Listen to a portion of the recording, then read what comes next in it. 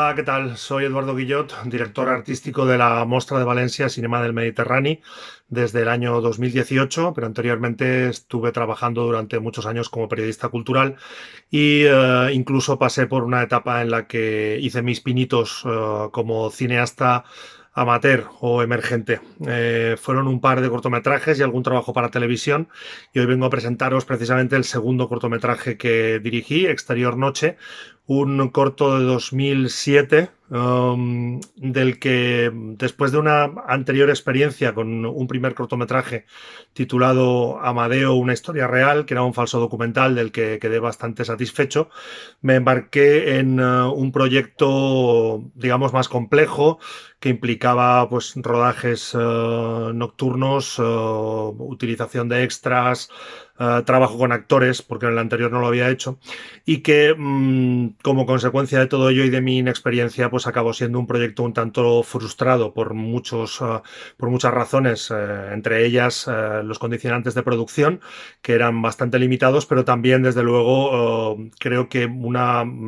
falta por mi parte de ser consciente de cómo quería contar lo que quería contar. En el lado positivo, creo bueno, que fue maravilloso poder trabajar con Marta Belenguer. El trabajar con actores y en particular con ella fue fantástico. También tuvimos la suerte de tener con nosotros para un papel secundario a Loquillo, amigo personal que bueno, se involucró en el proyecto inmediatamente en cuanto se lo comenté, y hace un papel que yo creo bueno, que le va como anillo al dedo. Y en el lado negativo, pues una frustración personal de saber que quería contar una película a base de largos planos secuencia y que al final esos planos secuencia no logré que fueran